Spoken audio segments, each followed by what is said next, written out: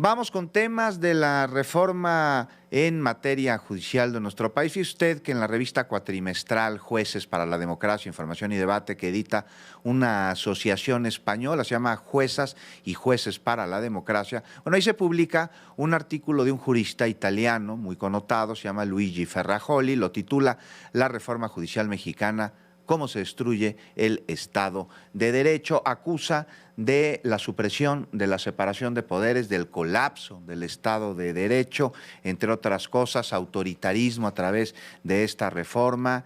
Y bueno, agradezco enormemente a Felipe López Veneroni, analista político, profesor investigador de la Facultad de Ciencias Políticas y Sociales de la UNAM, que nos acompaña aquí esta tarde para conocer su opinión sobre este texto escrito por Ferrajoli, le digo un jurista, que a mí me llamó la atención porque justo pues lo que implica la reforma es la separación de poderes y que se garantice. Y autoritarismo, bueno, pues hasta hubo una elección para elegir a los jueces, a los magistrados, a los ministros, a las ministras, en fin. Felipe López Veneroni, leíste el artículo, lo platicábamos en la mañana, incluso consideras que ahí trae pues como un estilo muy claro en su redacción, un estilo que podríamos incluso ver en otros textos de otros países, como en Letras Libres. Sí, muy buenas tardes, Juan, y saludos al auditorio. Sí, es un texto que hay que leer con mucho cuidado. Esto no se trata realmente de una desinformación o mala información, es un trabajo de argumentación desde la filosofía jurídica, la filosofía política y la teoría de la democracia. No cabe duda que Ferrajoli es, bueno, un personaje que ha sido muy reconocido, como señalabas, alumno de Norberto Bobbio, de estos grandes teóricos de la democracia, pero que no deja de ser también importante reconocer que lo hacen, trabajan mucho desde una lógica eurocentrista, con toda esta tradición de los debates académicos. El texto es muy riguroso, se divide en 4 secciones y efectivamente plantea varias premisas que me parecen muy importantes que se analicen. Yo no soy un doctor en Derecho, pero sí más o menos considero que el análisis desde la filosofía política puede hacerse tomando en cuenta lo siguiente. eh, Todo lo que tiene que ver con la vida social, incluyendo lo que es el derecho, está sujeto a interpretación. Es parte de una hermenéutica. De hecho, existe la materia de hermenéutica jurídica, que es precisamente a lo que se dedican los jueces, interpretar las normas jurídicas para ver si son aplicables a determinados casos y de qué manera lo son, ¿no? Entonces, el texto parte de una serie de premisas teóricas muy complejas, muy interesantes, pero que como toda hermenéutica, es un texto que se tiene que medir contra el contexto. Una de las primeras premisas de que plantea Ferrajoli es que dice, no podemos agotar la idea de democracia en la elección popular, en todo lo que sea simplemente procesos electorales. Hay hasta cierto punto una idea de una tiranía de la mayoría.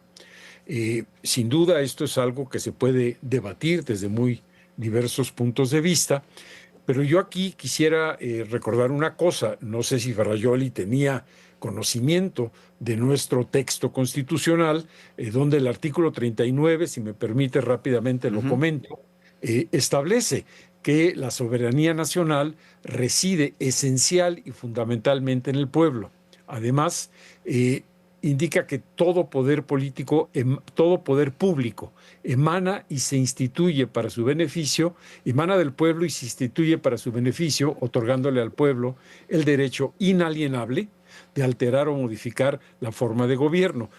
Entonces, con esto lo que quiero decir es, y no es bajo ninguna circunstancia una especie de refutación, simplemente que a lo mejor él no estaba consciente a la hora de redactar este texto que la propuesta de un proceso electoral como parte de la reforma judicial no es una ocurrencia que de repente tuvo por ahí López Obrador o la gente de la 4T, no es una cosa que de repente levantaron una mañana y dijeron, oye, ¿y si ponemos a votación el Poder Judicial?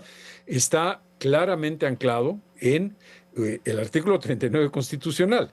Entonces, podemos debatir si esta idea de que todo poder público dimana del pueblo incluye también al poder judicial, es otra cosa, pero no es desde luego ninguna ocurrencia o alguna improvisación que tuvo de repente Andrés Manuel López Obrador cuando la propone, ni tampoco Claudia cuando la lleva a cabo, ¿no?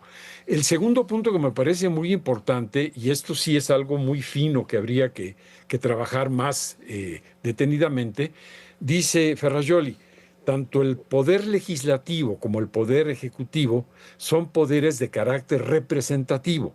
Y ahí tiene mucho sentido, dice él, que el pueblo sea el que elija a sus representantes. Y entre otras funciones, el ejecutivo y el legislativo lo que tienen que hacer es, además de gobernar, etcétera, es proponer leyes. Y una vez que éstas se aprueban, entonces sí, el Poder Judicial tiene que verificar y asegurarse que esas leyes ya aprobadas, ya constituidas, se cumplan.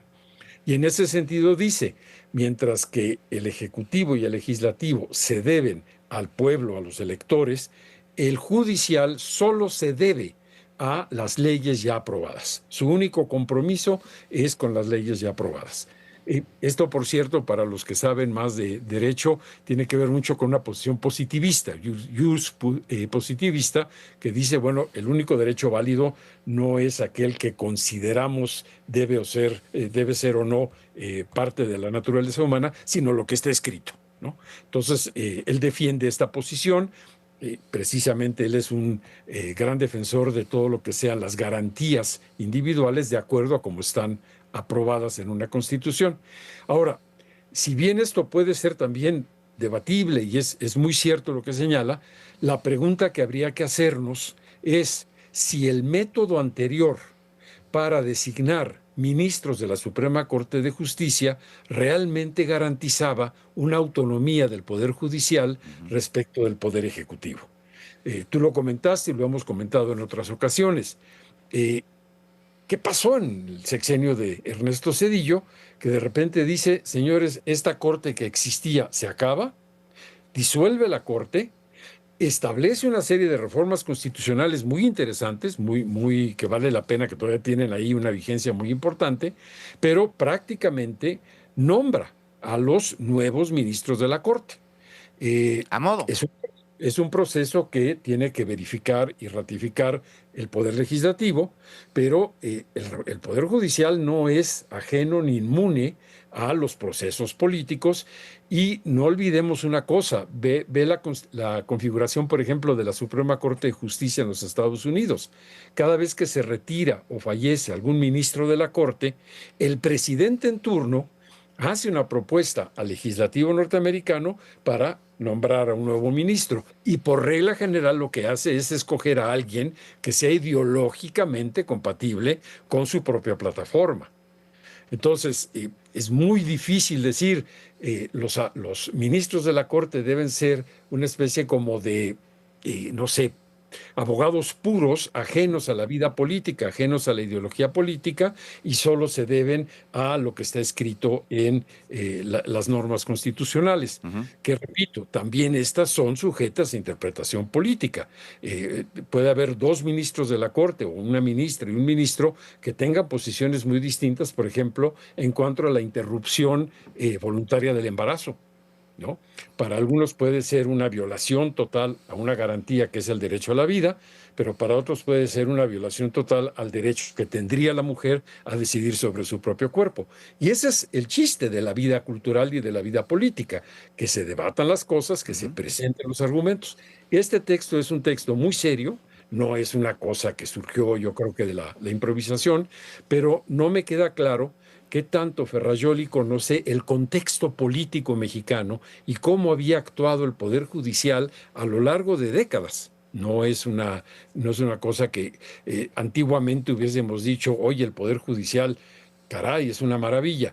Todos sabíamos de alguna manera, por la concentración del poder en manos del presidente y el dominio del PRI en las cámaras, que el Poder Judicial prácticamente se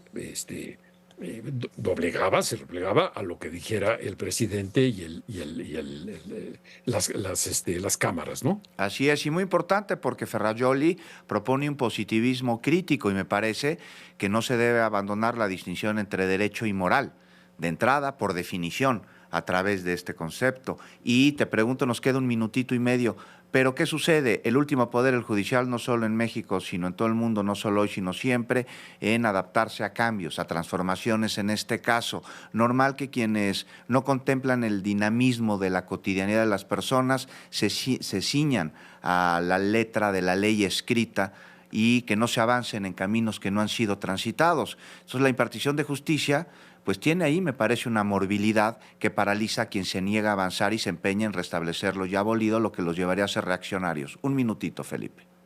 Totalmente de acuerdo, hay un problema fundamental ahí. Si nosotros vemos la actuación de la Suprema Corte de Justicia en los últimos años, salvo quizá un momento de gran lucidez que fue en el 2006, cuando se debatió aquella ley federal de radio y televisión, que muchos llamaban la ley Televisa, etcétera. Bueno, salvo ese momento donde el Poder Judicial le puso un alto al Ejecutivo y al Legislativo y obligó a modificar esa ley, en realidad hemos visto que el sistema de justicia, así como está definido, como estaba definido, era lento, era tardado, es decir, y muy discrecional. Sin duda. Vimos muchas decisiones, sobre todo este último periodo, que realmente indignaron mucho a la sociedad. Ahí está, y bueno, una gran responsabilidad en el actual Poder Judicial. Y yo, muy honrado, Felipe López Veneroni, de que nos hayas acompañado aquí esta tarde, te lo agradezco mucho. Gracias a ti y saludos al auditorio. Gracias, Felipe López Veneroni. Nos vamos.